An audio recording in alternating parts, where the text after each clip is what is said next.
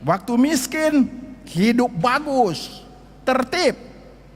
Ketika mulai banyak uang, ketertiban hancur. Dalam nama Bapa dan Putra dan Roh Kudus, amin.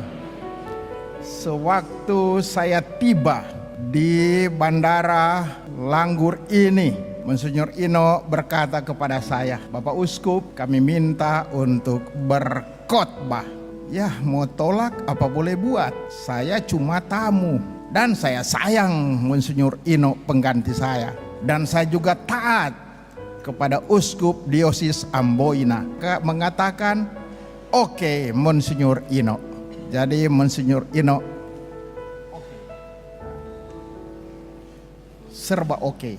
Saudara-saudari sekalian yang terkasih, Paus Benediktus ke-16 berkata kepada sekretarisnya yang mendampinginya di akhir kehidupan, saya bersyukur kepada Tuhan meskipun selama hidup saya menghadapi banyak tantangan.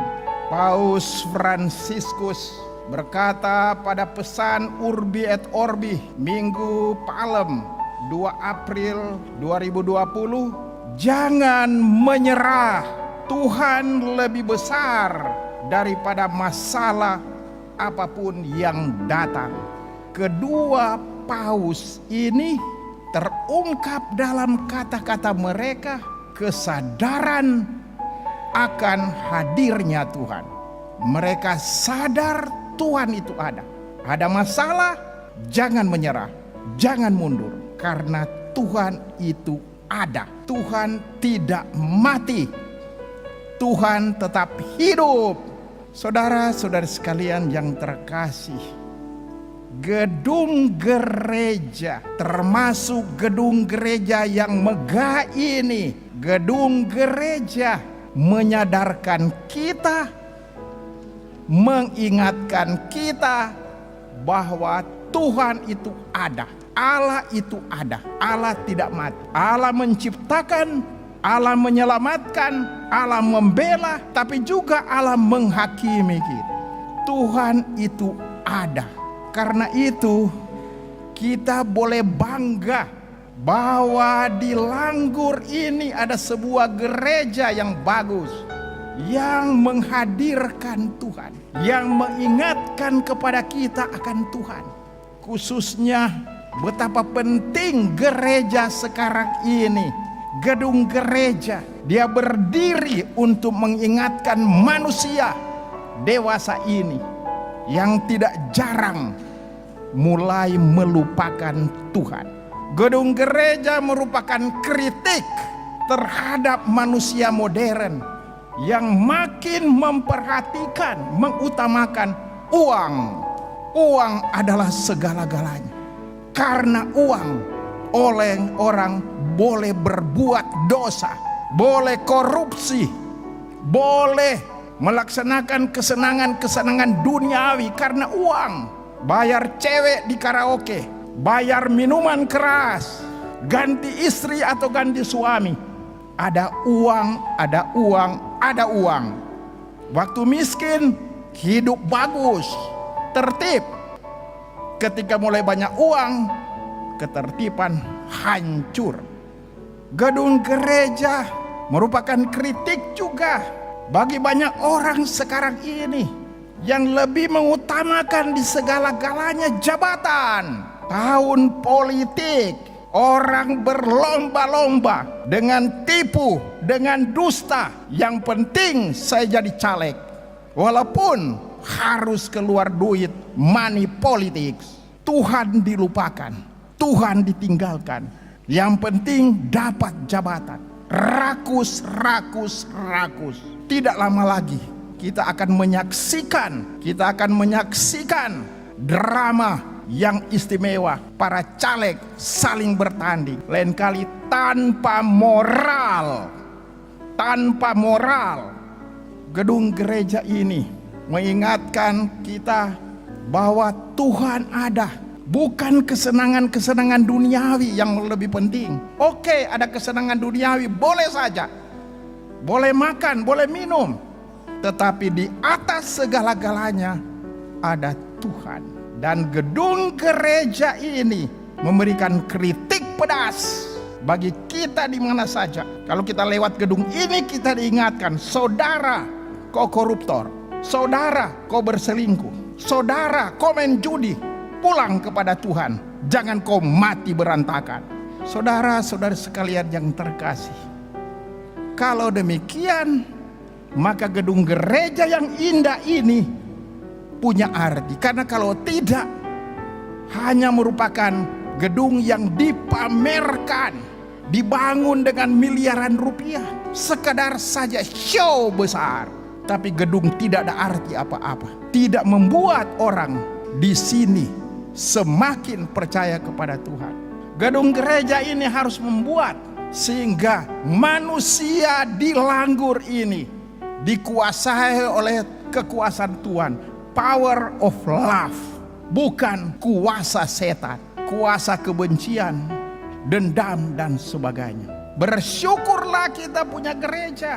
Karena adanya gereja kita senantiasa diingatkan, oke saudara, boleh segala-galanya, cuma Tuhan di atas segalanya. Dan saudara-saudara sekalian yang terkasih, gedung gereja juga secara istimewa mau meneguhkan persekutuan umat beriman.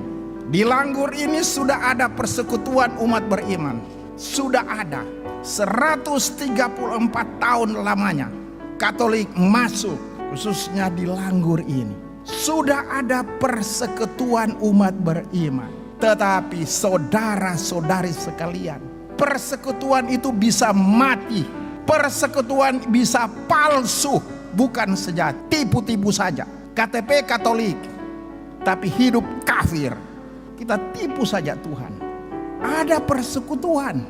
Dan gedung gereja mengingatkan akan persekutuan umat beriman. Gereja sejati, fundasinya adalah Kristus. Bagi dia yang duduk di atas tahta, bagi anak domba, kemuliaan, pujian dan hormat. Fundasi persekutuan adalah Kristus. Paus Fransiskus mengatakan, bukalah hatimu kepada Kristus. Bukalah.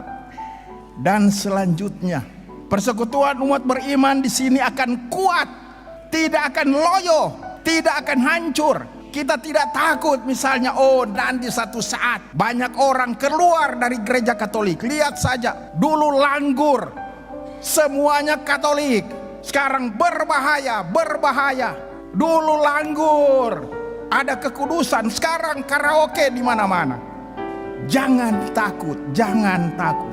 Persekutuan umat beriman di sini akan kokoh dan kuat kalau fondasinya Kristus.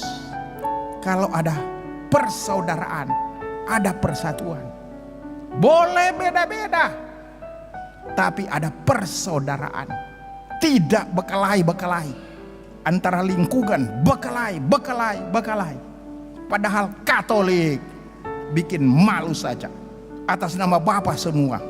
Persekutuan umat beriman akan kuat.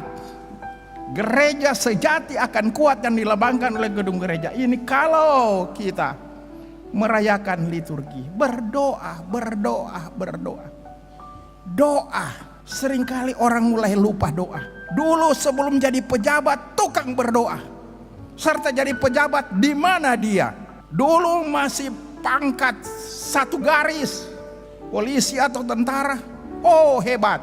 Waktu jadi mayor, letkol, kepala ini, kepala itu, kepala batu. Lupa gereja, lupa berdoa. Persekutuan akan kuat kalau merayakan liturgi. Dan juga persekutuan akan kuat kalau kita suka berkorban. Dewasa ini pengorbanan mulai hilang dari hidup beriman. Kata pengorbanan mulai hilang dari kamus orang beriman. Karena yang penting bukan berkorban, makan dia. Curi, bukan berkorban. Budaya makan, bukan budaya kepedulian. Persekutuan akan kuat kalau umat beriman itu berevangelisasi, bersaksi di mana-mana. dengan kata-kata dan perbuatan. Saya teringat akan seorang remaja milenial, Carlo Acutis. Remaja milenial, tapi di tengah-tengah teman-temannya, dia bersaksi dengan kata-kata yang istimewa. Ekaristi adalah jalan tol menuju Tuhan. Persekutuan juga akan kuat kalau kita peduli, peduli, peduli, peduli.